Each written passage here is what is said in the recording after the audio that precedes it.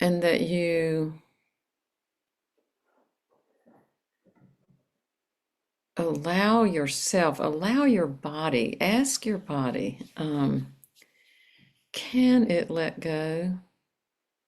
Can I let go in this physical form and let go and feel supported by what's around me, what I'm sitting on, by this community, by Tara?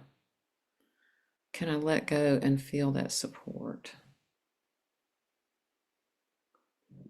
And even ask yourself whether being in a community of other people all together helps you do that.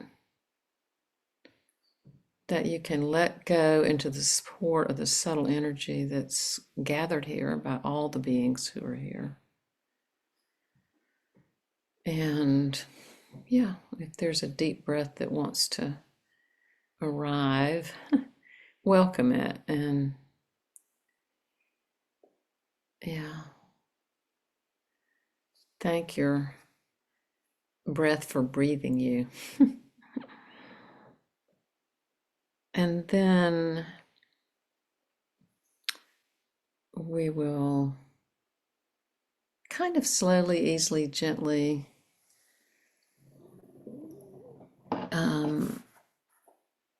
return to looking at each other, looking at me, focusing on Tara. And yeah, maybe throughout the whole evening, keep touching back in with that idea of support, the sense of support. And if you notice it, however you notice it, kind of make a little mental note of it, or even a kinesthetic note of it. And so I think at this moment, I want to do something I always do, which is to thank Karen and Mary for tech hosting. Because let me tell you, without them, we would be in trouble. And for Tabumi Sparsha for maintaining this platform that we can work from. And so I want to say one thing about Bhumi Sparsha, and then I want to ask Karen to say what she usually says at this moment in our practice. That Bhumi Sparsha, as of, I don't know, day before yesterday, I guess, the 15th, went from having paid people that keep up with all this stuff to an all volunteer organization. And so lots of volunteers have put a lot of work into keeping the Sangha up and running. And so at some point during this evening, Karen or Mary will put in the chat box opportunities to give dana to me, but also to give some support to Bhumi Sparsha if you're moved to do that.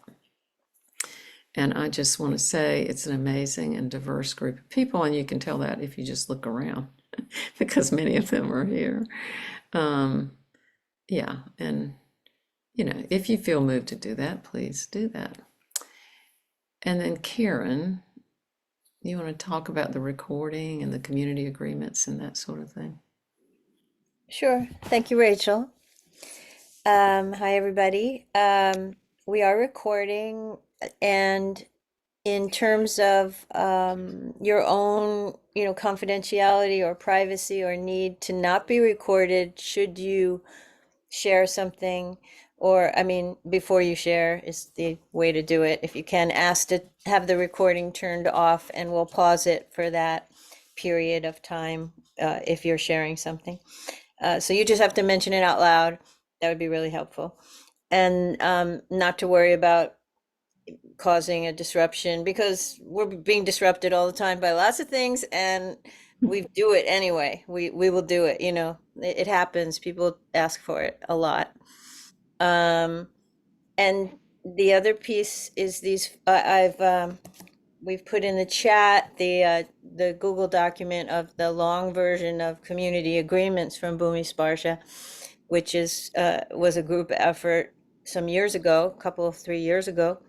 And now these 4 brief reminders of confidentiality, holding respect for your own and each other's sharings, taking space and sharing space and speaking from your own experience. So keeping a self focus. And the fourth point is holding a compassionate presence for everyone in the room and beyond. Okay, thank you. Thank you, Karen. Um, so I really want to notice and give voice to the fact that this is a particularly powerful emanation of Tara. I mean, I think they all are. Um, and I will be talking about that as I go along, but this idea that she has soothing in the title of her name, the white soothing Tara. And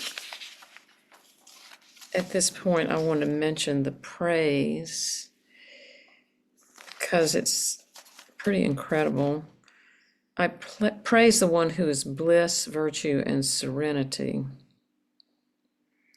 whose sphere of activity is the peace that transcends suffering, who overcomes the great negative actions through reciting the mantra perfectly with Om and Soha. And so in this, these very short sentences, there is this allusion to these qualities of bliss, virtue, and serenity, of great peace. And I think virtue is so aligned with generosity. And bliss, I think, is related to this idea of the peace that transcends suffering. And then it connects it to the great negative actions. So the great negative actions are just what it sounds like. They're the worst things you can ever imagine. And those things have always gone on, on this earth with human beings. And we are watching a lot of that go on right now in Ukraine, in Gaza, in Israel, in the United States of America. And then, so those great negative actions, it's calling our attention to that. It's almost like asking us to bear witness to things. We can't get lost in those things, but we need to remain aware of what's going on, both right here under our very own noses in this United States, but also in the world. And what I want to say, I will say this is true for me, and I know this is true for some of you, because I know some of you. I mean, I've been in touch with some of you about some things that are happening. But I think it's true for all of us, that each of us has got some personal difficulties. Then each of us are aware of friends or close people or even neighbors or people in our community that are having a lot of difficulty. And then there's the world. And there can be many times when all three of those things are happening simultaneously. And that can be very, very difficult. So as we go through this practice tonight, I just want to bring this into the foreground, especially in light of the fact that we just celebrated Martin Luther King Day. I want to talk about him a little bit, but everything that represents.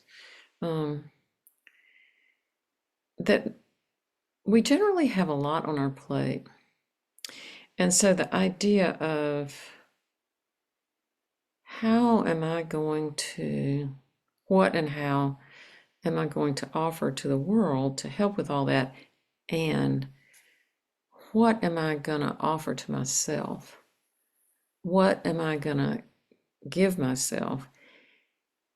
How am I going to literally practice in order to more readily access this actual experience of the peace that transcends suffering? In other words, no matter what's going on, that essential peace is always there. We don't make it up. It exists. And so, we can lose access to it in our own personal, mind, body, nervous system, etc.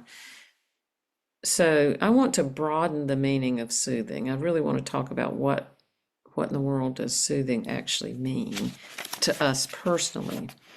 And one of the things I want to say is what I've done tonight, and I can just show you sort of. I have this little sticky pad, and on it are all the names of people that I have some concerns about. And I just decided I would write all these names down and put them right here, like right in this, almost like at the feet of Tara. I'm not going to say all these names, but I have them right here. And I just want to say to you all as we're going through the practice, if you've got people on your mind, or if you have you on your mind, please do that. Please bring those people or whomever you want to bring into this practice.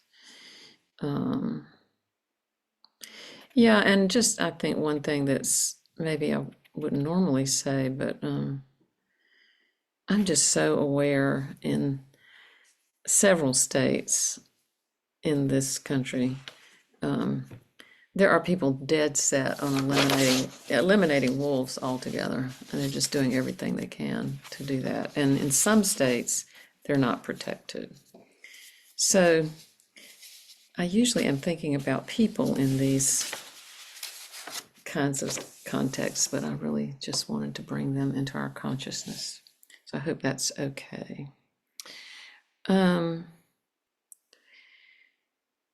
So before I go any further, I just want to, I have some stuff I want to say about myself, which I'm going to say in a minute. And I just wonder if anyone here has anything that you particularly would like to bring to the group. And you don't have to, Mary. Yay, Mary. I was like, fine, I will talk. I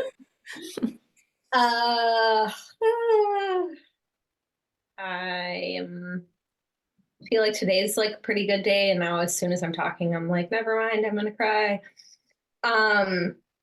So as I said in the chat, some of you know me, but I live on a very small island. Love you too. Thanks for donating to the GoFundMe, Trisha.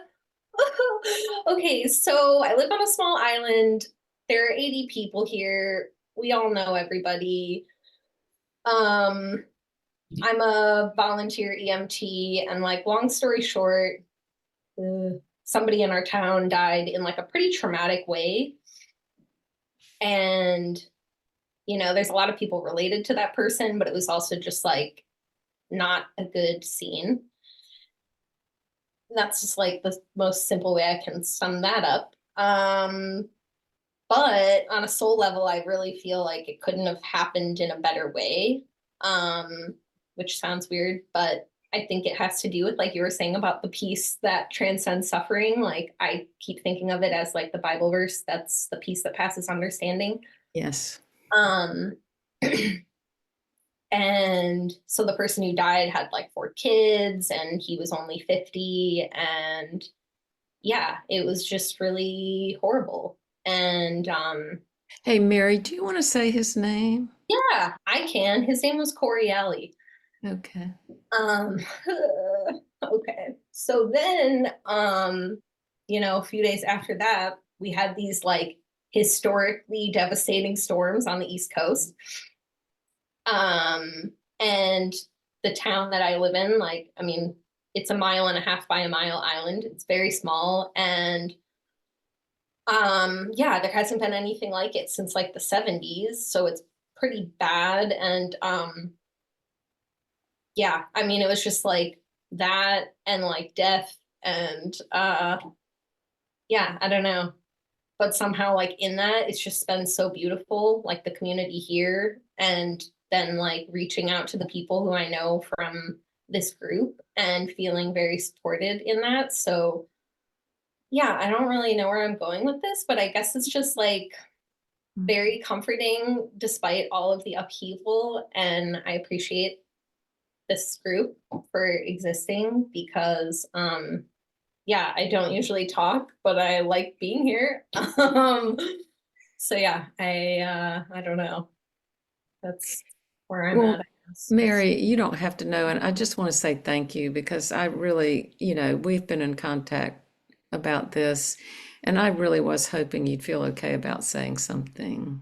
Yeah, Yeah, yeah. so I'm really glad you did. Yeah. And I think it's also interesting just like having something like this happen in a time where I have tools, even though in some ways I don't feel like, oh, I've necessarily gone and like chanted any mantras or anything, but Right. I've been like, you know what?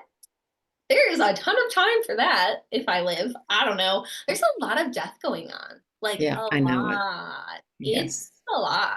Yes. Everybody that I know is having some shit. Pluto can just ease off anytime.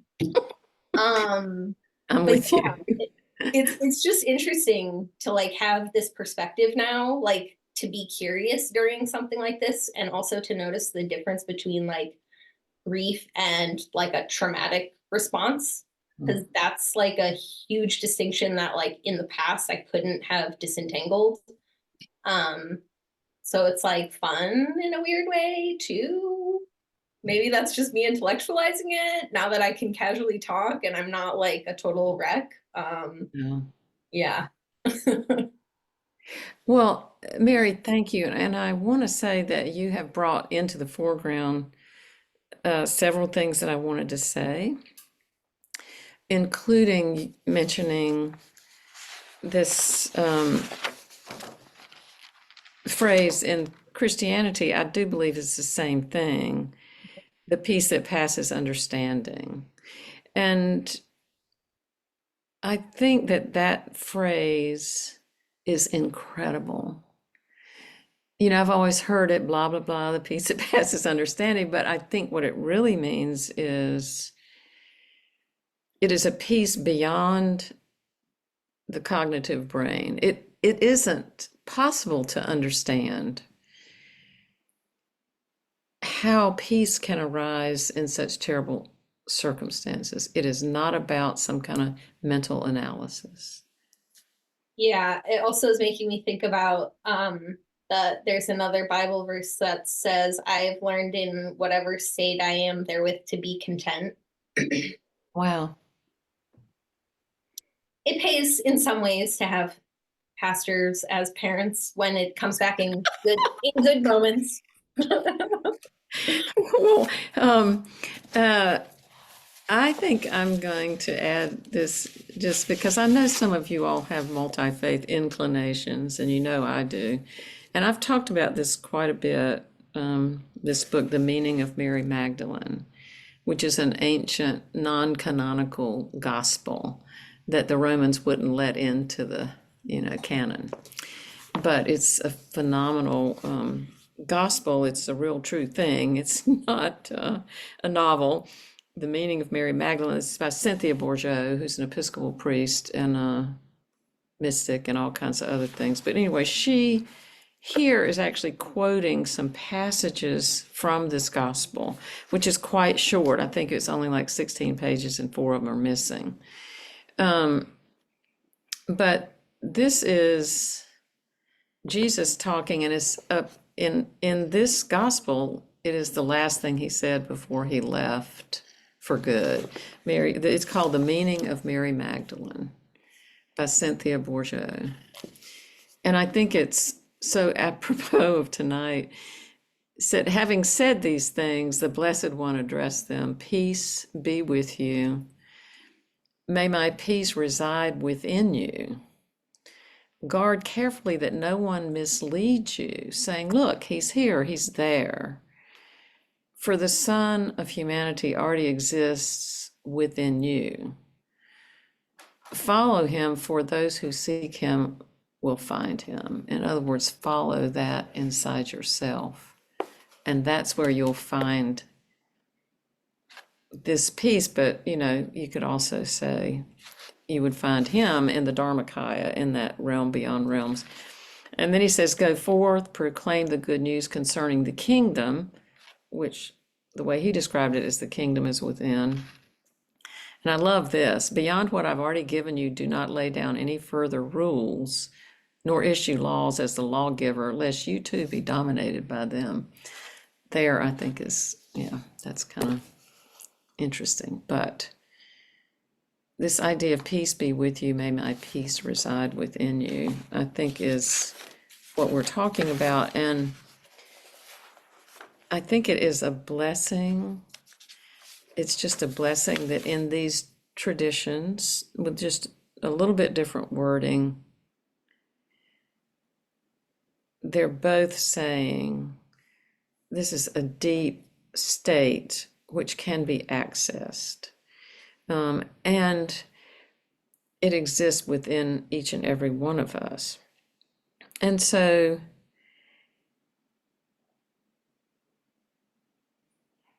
you know, I have thought a lot about, well, how do we access it? And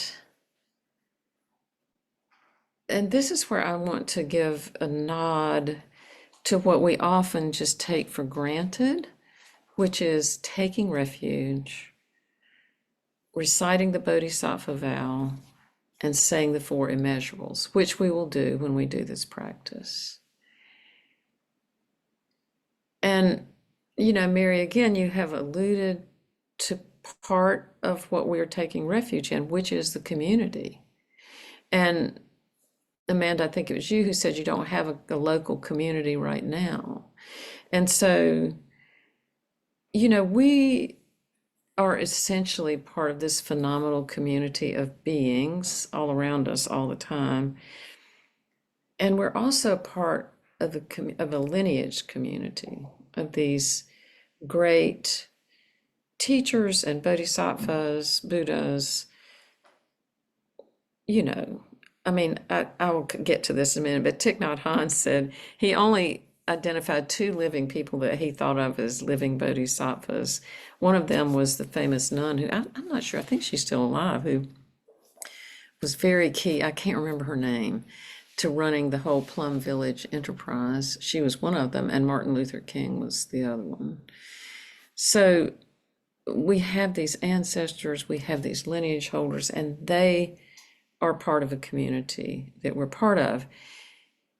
We are part of it. They like exist within us and we exist within them. And so when we take refuge and we say we're taking refuge in the Buddha, meaning the consciousness that he accessed, which Tara represents, I mean, that's a real thing. If you think, I can actually take refuge in this vast, open, spacious, awakened consciousness. And this is one of the reasons I love this writing from this gospel with Jesus saying you have it within you, so that we can really understand it's not just the Buddha who said that. So we are taking refuge in that vast enlightened consciousness as it expresses itself throughout the universe, and also that we can feel it inside ourselves. And then we're taking refuge in the Dharma, which are these amazing teachings from all these different traditions. And sometimes, I had a wonderful conversation last week with Lama Justin and another one with Lama Rod. I had some interesting things I want to say about those conversations. But one of the things Justin was saying was, it's really important to see what it is, the tone or the tenor, say, of a particular text that really resonates with you. And that might be a text that you might want to read over and over again. It might be a text that you remember by heart. It might be the thing that you call on if you wake up at 4 o'clock in the morning, you can't go to sleep. But I think, you know, that there are teachings from all these different traditions that we are connected to, and some of them are just so deeply meaningful to us. They actually resonate within our physical body. And if you know what they are, then you can take refuge in those things because you can call on them when you need them. And the idea of being able to take refuge in the Sangha, in this community, and many of you belong to other communities. It's just really crucial. And so y'all are going to have to forgive me as I go over here to bring this back in. But last night, I was in this other community that I belong to that I talk about a lot, this radically inclusive Alliance of Baptist Church here in Raleigh. And they have, the Wednesday night church thing, but they have these wonderful speakers. And last night, this woman was a trauma specialist, actually, and was really giving this wonderful summary of, what we know about trauma and triggers and how to calm down, which I would say is another way of saying, what do we take refuge in? And I'm sure, I don't know all the sources that she compiled this from. It was really wonderful. But one of the things she said in this whole array of things was, before you can do anything, you have to notice what's happening to you. And so there is the mindfulness piece. There is the piece of being able to stay awake. And, Karen, you alluded to this earlier, I think maybe when we were talking about just being curious about what was happening to you instead of just being miserable about it. And Mary, you're talking about that too. But noticing, being willing to notice, and sort of being trained in these practices and other practices about what it means to notice. Like, I'm just going to take one step away and notice what is going on in my body, what's going on in my nervous system. And then I'm going to direct some compassion towards what I notice. And from there, you can actually ask yourself, well, what do I need? And so she was listing some things that people can do under those circumstances. And at the top of the list of things she listed, and actually this even comes from child development literature, it's like under pretty dire traumatic circumstances, the first thing a child is going to do is try to connect, unless that's just been totally, they've given up on that prospect altogether. The first thing is this attempt at connecting.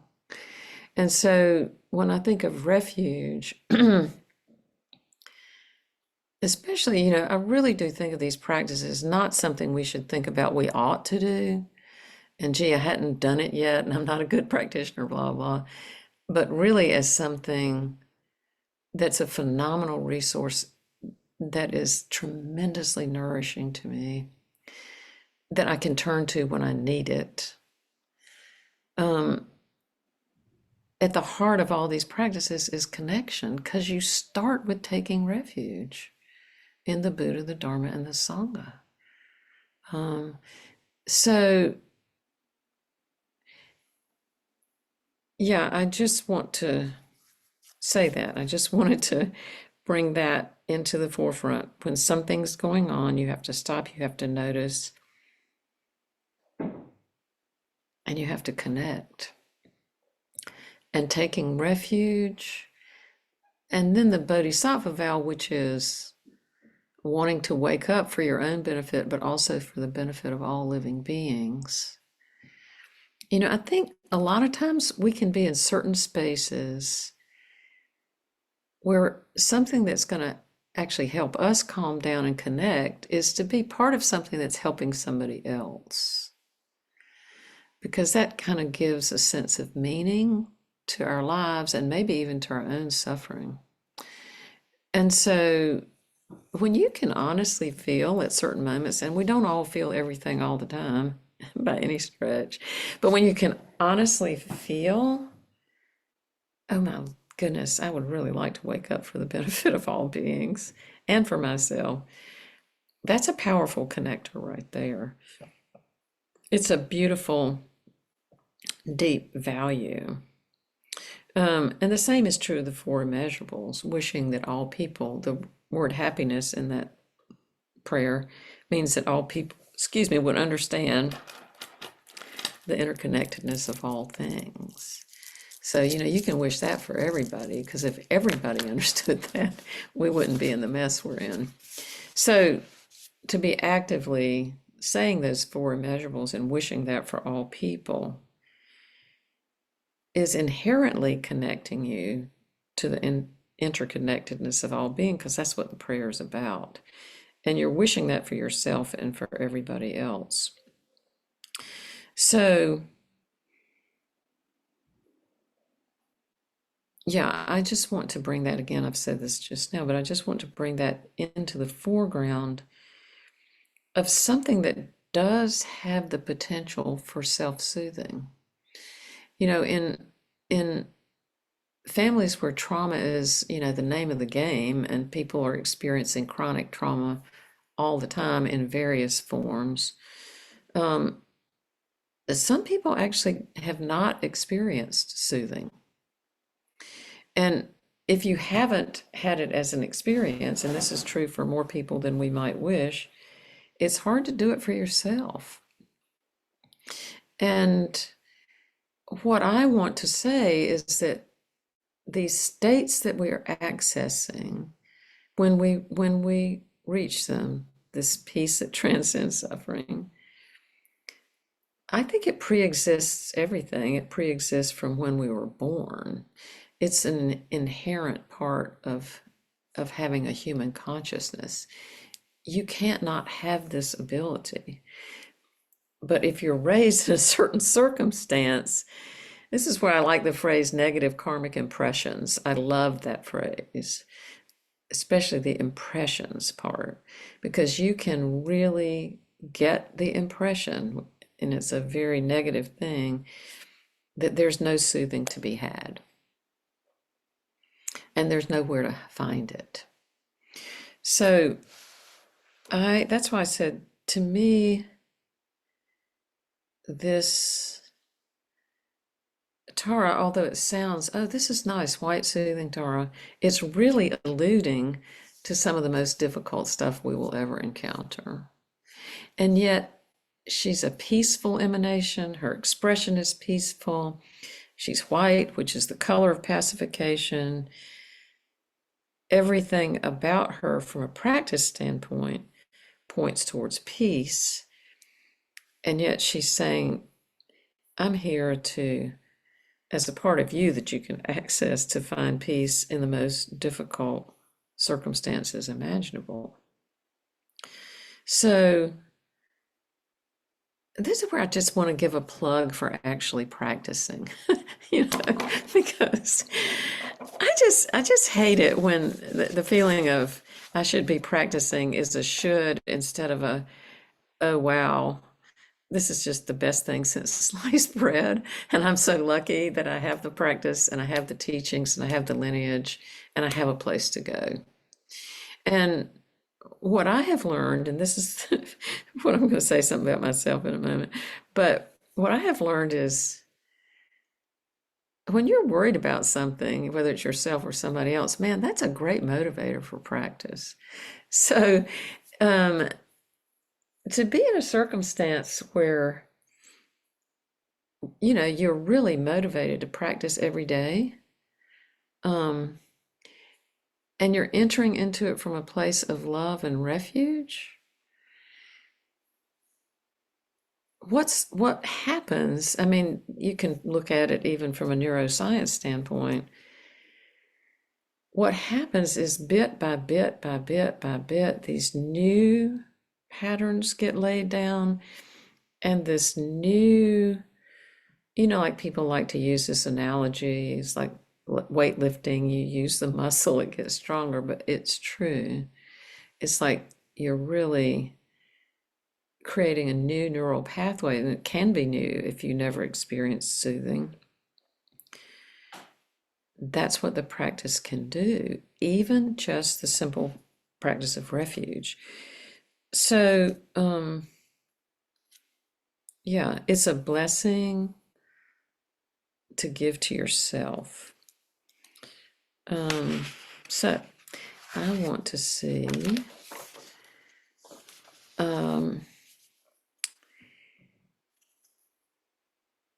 I think I want to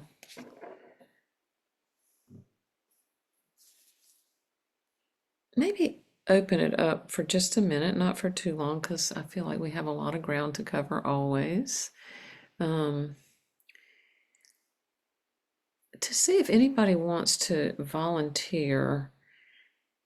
What do you do when, things are really rough that soothes you? What is your self-soothing mechanism that you really trust? Sarah. Gotta remember to unmute. I wanted to say just briefly, we don't talk a lot about the four immiserables, but you mention them. But the point of those qualities is there's no limit to how much we can develop them. Yeah. That's loving kindness, compassion, joy, like spontaneous joy, and equanimity. So that I find it very helpful. I know a kind of a formal version of repeating those, but thinking about those and wishing those.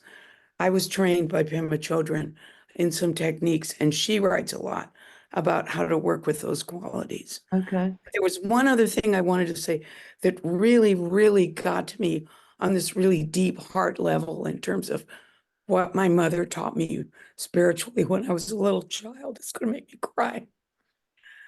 I was reading a book called The Power of Loving Kindness by Tulku Thondup. I'll Yeah. put it next. And he says, loving kindness is enough to achieve the absolute highest possible realization. I talk about Jesus said, Wow. it's just like, wow, that was so helpful to me. And of course, as soon as I started to focus on that, I just turned into a complete bitch on wheels.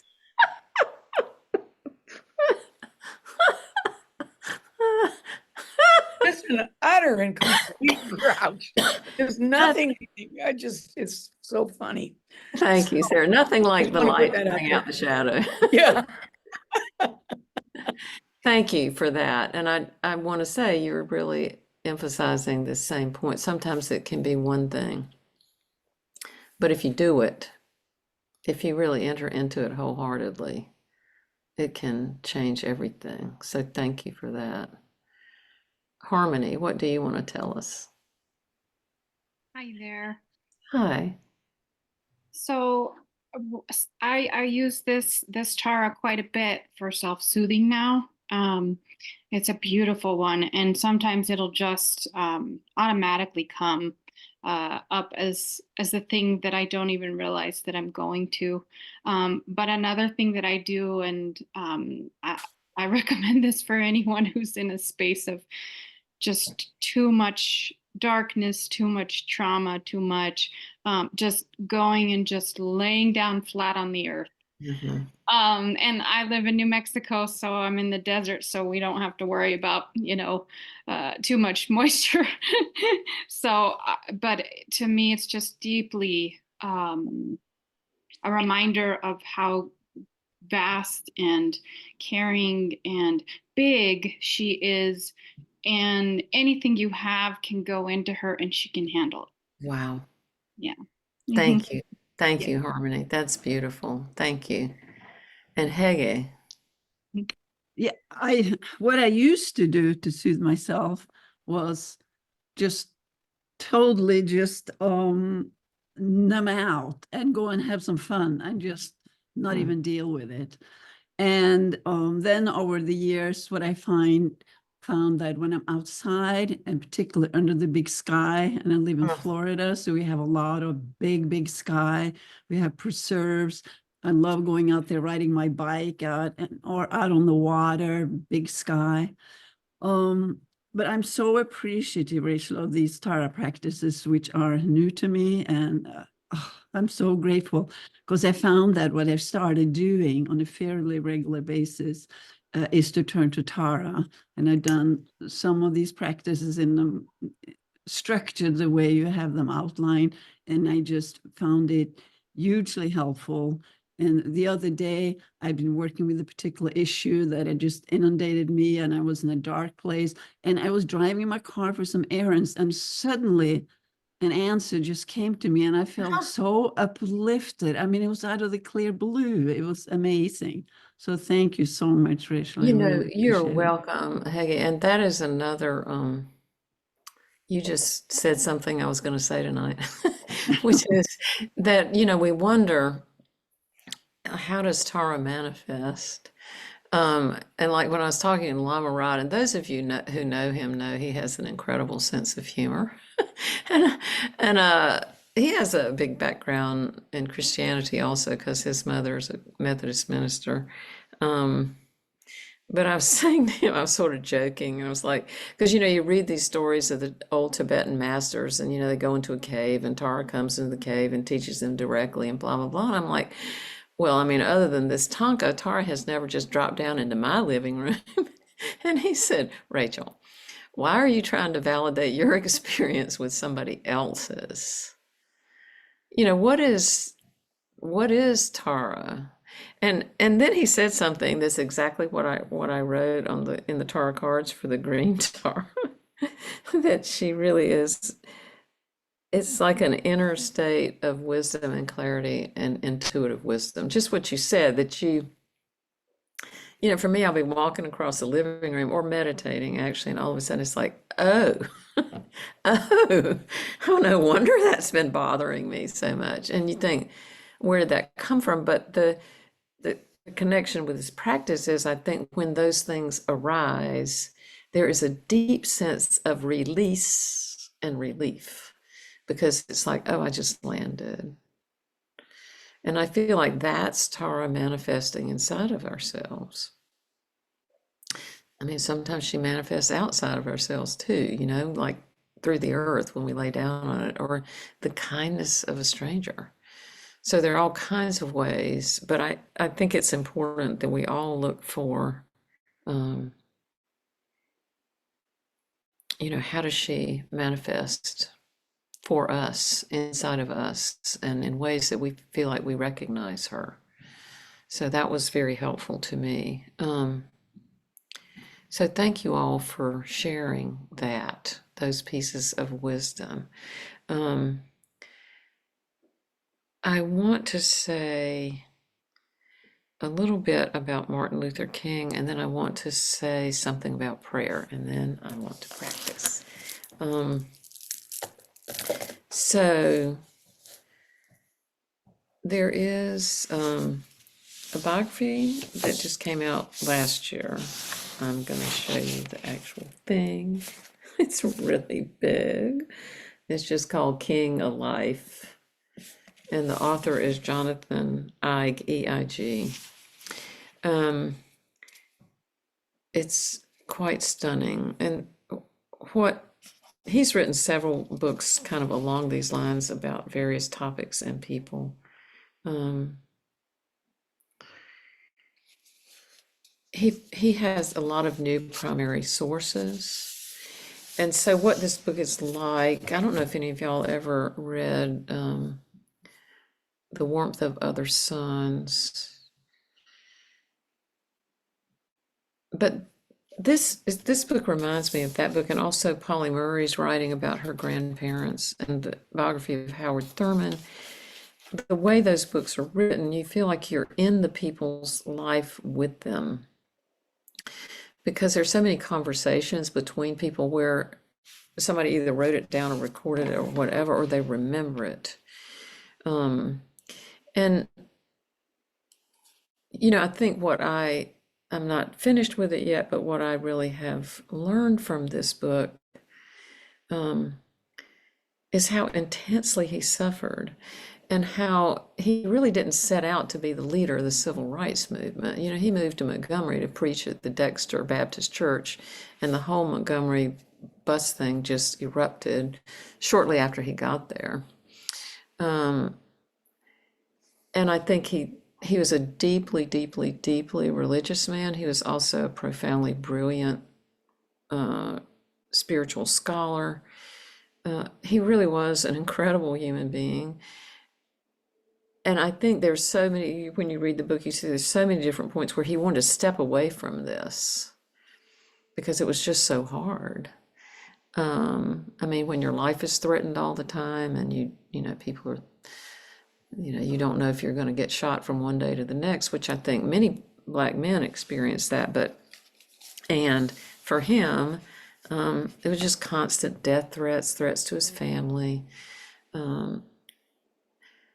Yeah, and I think he suffered from depression. You know, he had some flaws and shadow aspects of which he was very well aware. I just think that, well, I don't think the feeling you get from reading this book is of somebody who really felt called to do something that he wasn't interested in being a shiny star. You know, he was not after that at all. And he really could not turn away from it at any point. And at every point where he thought, well, maybe I can shift and go back to preaching and teaching and let somebody else take over, something else would happen.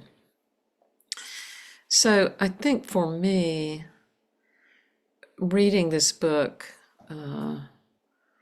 gave me just a much deeper awareness of who he was and what he went through. And it makes me realize, like, when we do these practices, that we can call on anybody as an ancestor. You know, we don't have to be related to them in any way.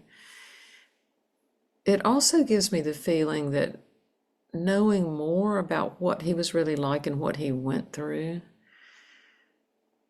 you know, sometimes we offer things back to the ancestors in gratitude and also wishes for their healing wherever they are. And, you know, I wouldn't know if he needs that or not. And I just like the feeling of holding in my own consciousness who this man was, because you don't hear a lot about that on the typical Martin Luther King celebration day. So if any of you all are interested in his life, or even just the life of all these people, because there's a lot of material in there, I just highly recommend it to you. And I just wanted to mention it as, yeah, another way of honoring this particular celebration of his life in this particular year. And just to mention alongside of that, you know, Richard Rohr, some of you all read Richard Rohr's daily blogs, and this week his organization does something every day. They wrote something that was given in a sermon preached in 2014 by Reverend Dr. Otis Moss III, who was talking about the unique way Black Americans hold the tension between despair and hope.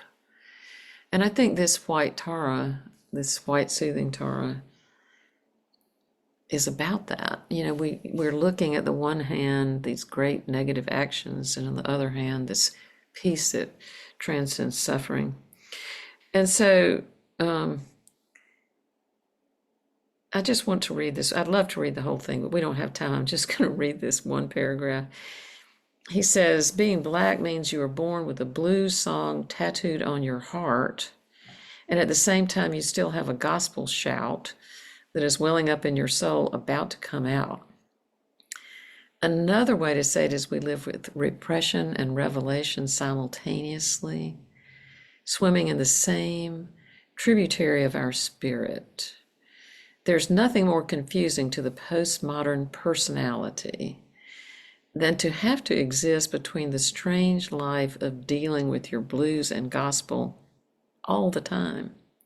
Madness in ministry, chaos in Christ. My father heard an elder in Georgia say it this way. When he asked her, "How are you doing, Mother?" she said, "I'm living between, oh Lord, and thank you, Jesus." So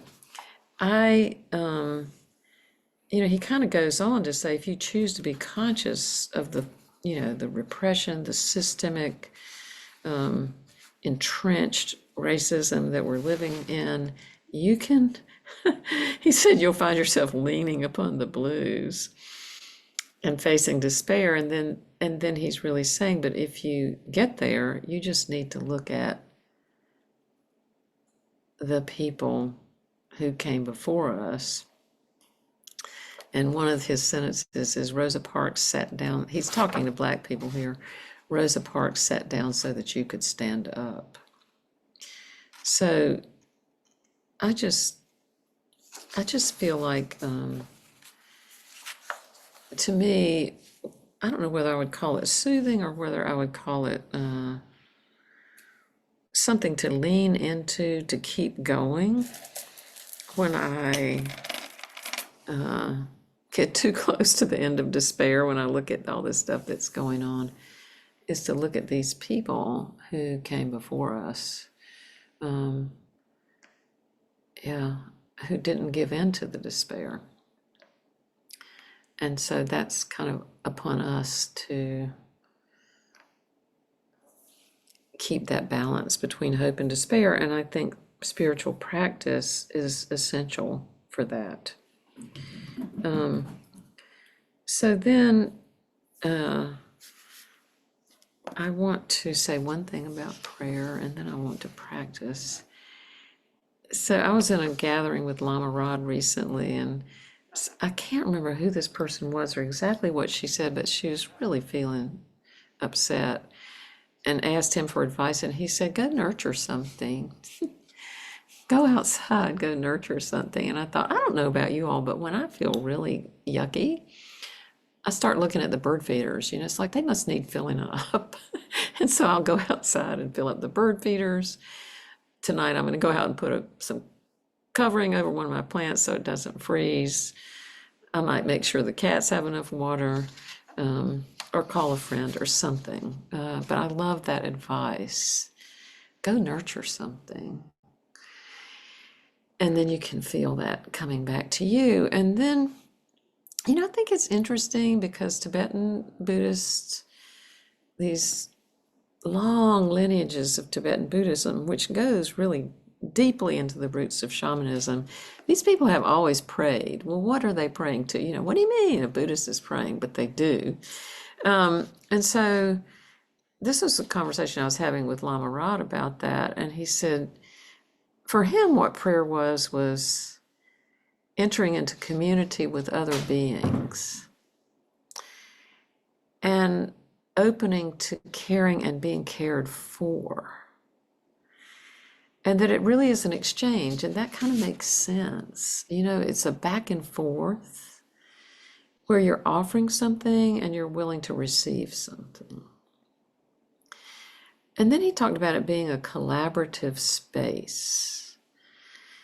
And that, if I were going to put my own words on that, it's like the collaboration often, it can be between two people. You know, it's like in a conversation, people are saying things back and forth, and all of a sudden you think of something you would never thought of if you hadn't been talking to that person.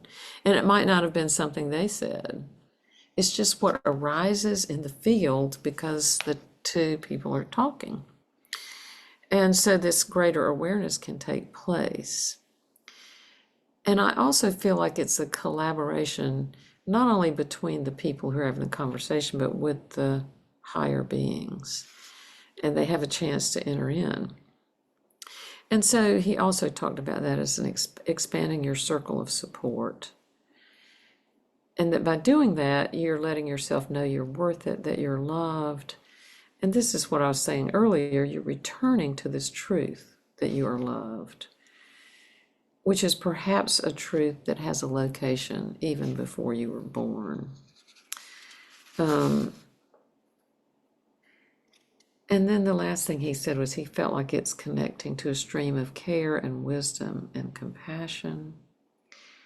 And I think that's true. That's what you're doing when you connect with the lineage. And when we call in our teachers, and I always, you know, just encourage people to call in the teachers from all the traditions that you're connected to. and you think of them, no matter how far back they go, you really are entering into this stream of care and wisdom and compassion that's been going on for, in some cases, thousands of years. And as we enter that stream and we bring with it whatever concerns we have for ourselves or somebody else,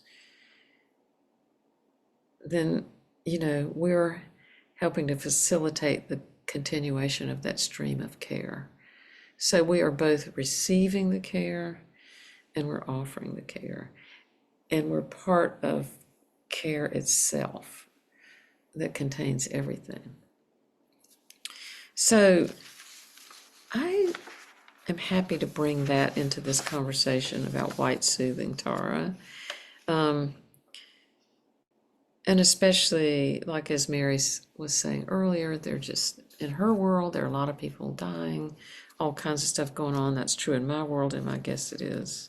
It's true for you too, certainly in the larger world. That to think of these offerings that we're getting ready to do as practice, as prayer, as entering into that stream, I think is powerful and important and hopefully soothing. So I think the time is getting on, so we should practice. And I do like to say to people, when we get to the end of the practice, which takes 20 plus minutes, after we recite the mantra, and I lead us through the practice so you don't have to worry about knowing anything,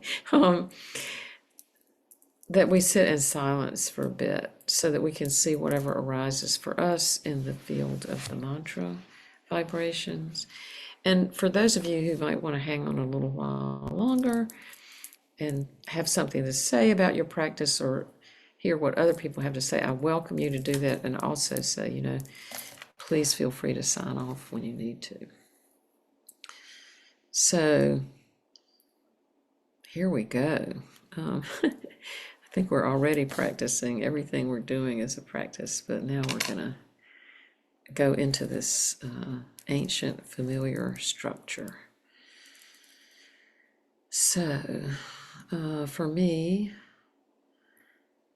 often all of a sudden there's a deep breath, probably because I've been talking so much. But you can see,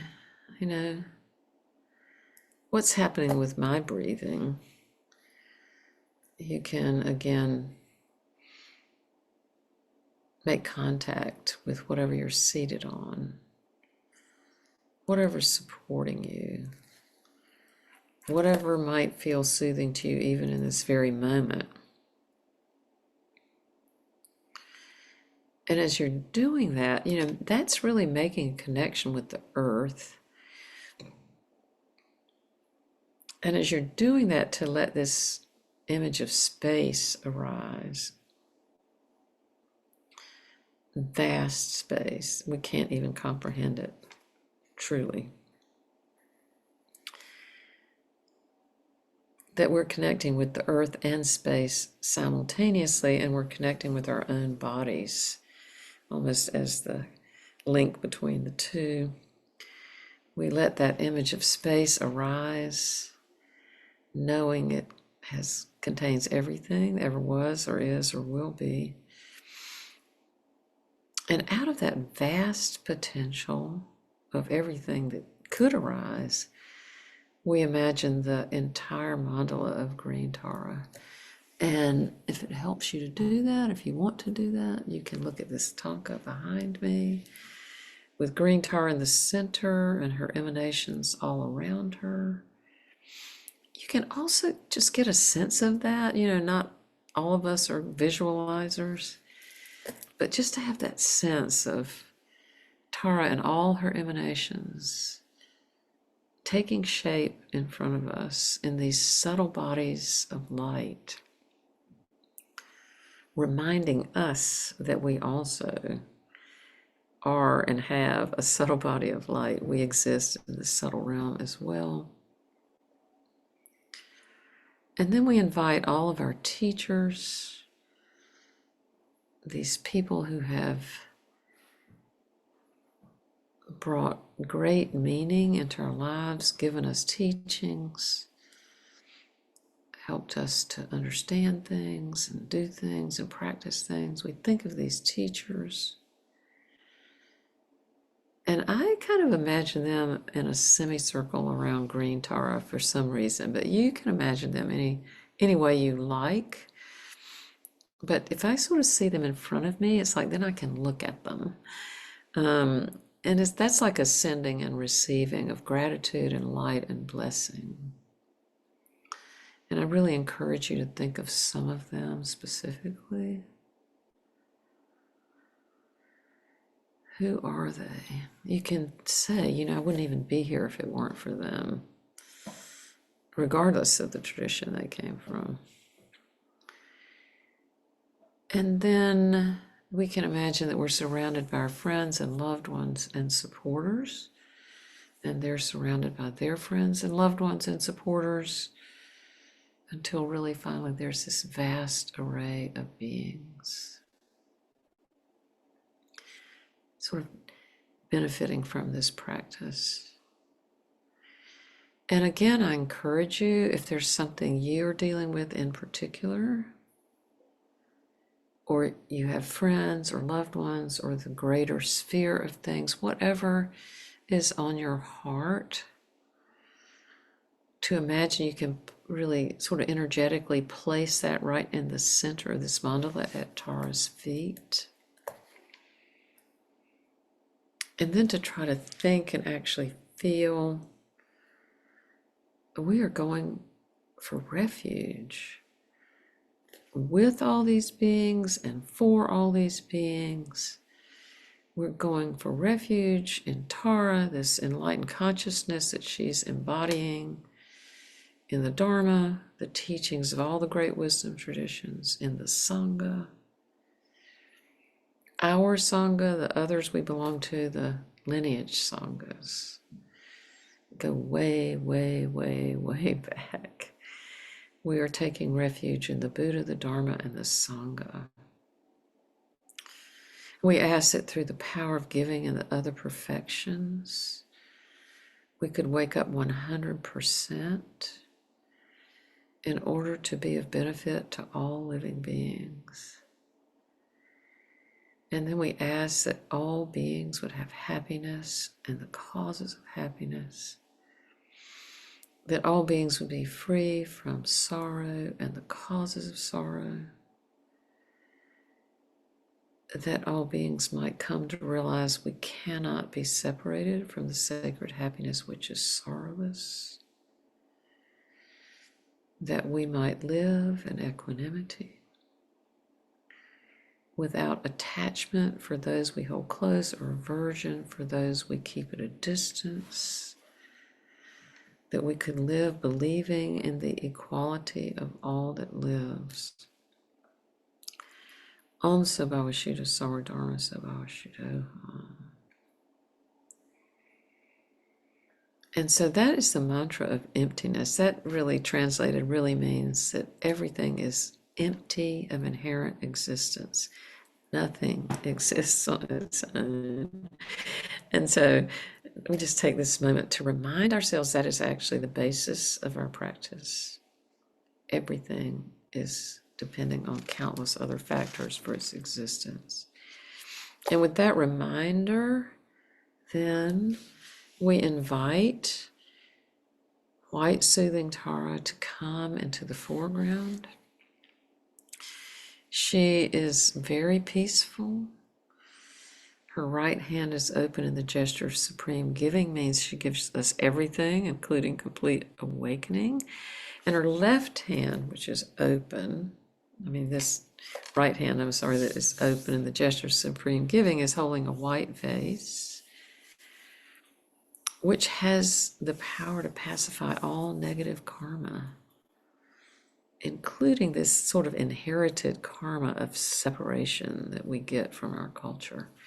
She has the power to pacify all negative karma. And her left hand is at her heart in the gesture of refuge. And her top 3 chakras are adorned with the syllables Om Hum. The blue syllable hum in her heart begins to radiate blue light into the realm of the wisdom beings and the Nishtori deities and invites them to come here.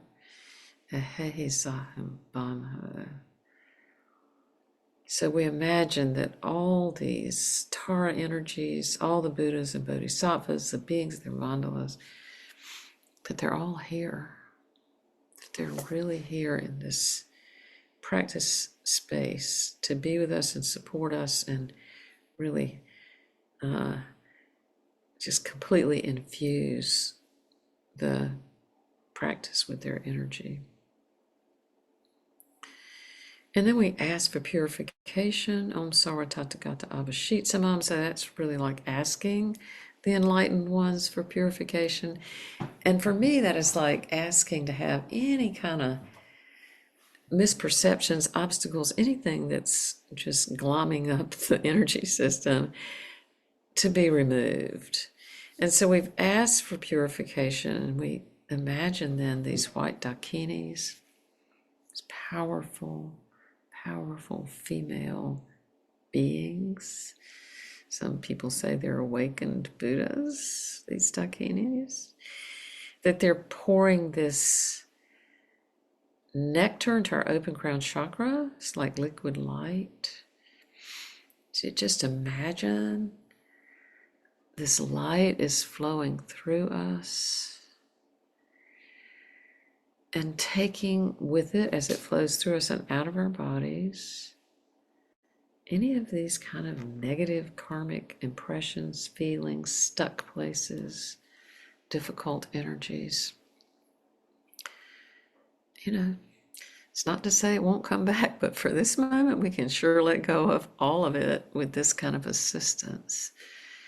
Just imagine that light flowing through us and carrying all that, you know, this kind of stuck energy with us out of our bodies.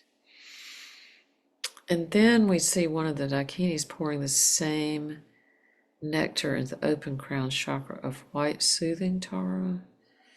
This small drop overflows and forms the Buddha Amitabha. Appears in a subtle body of red light just above her crown. The Buddha Amitabha, the Buddha of infinite light. So he's adding his blessing and energy and light to our practice. And then here I like to imagine, you know, we can just offer Tara everything. And in this moment, you know, whatever it is you want to offer her, good, bad, or indifferent, honestly, to think that she's glad to have it all in this kind of giving over of what we love, what we hope for, what we actually have done that we want to offer, what we're scared of. It's like we're giving it over back to vastness, back to emptiness, back to Tara's consciousness. And that she can take everything we offer her and transform it into a blessing. And we just imagine that happening. It's like some kind of shower of blessings pouring over us. This wisdom that really comes from the very stuff of our lives. We might not be able to see it, but she can help us see it. And so we just give these offerings to her, and then she transforms them into blessings and gives that back to us. This exchange is happening.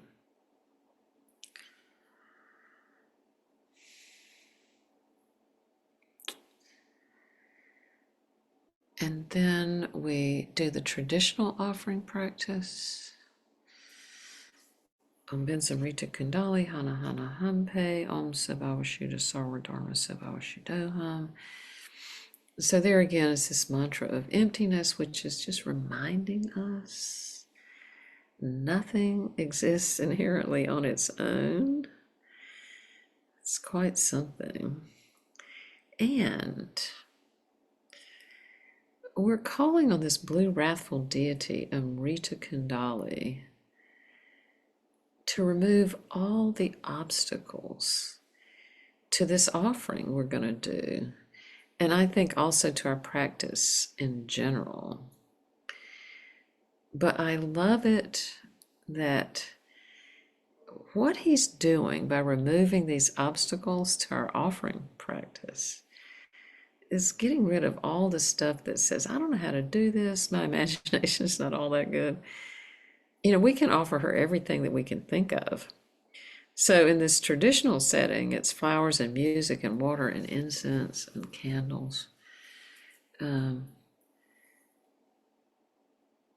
It's like clearing out any energy that makes us feel like we don't have the power to make these offerings. We don't have the power to bless the offerings, but we do. And so he's here to remove any doubts we might have of any of that. And then he dissolves back into our heart chakra, where he remains as a protector. And returning to that idea of emptiness and vastness and imagining the syllable Om reverberating through space and matter, emptiness. And as it's doing that, it's creating these beautiful treasure vases, these jeweled vases. Each one has an Om inside of it. And from these vases now are just pouring incredible offering substances. And it's like I said, it's food, music, water, incense, candles, etc.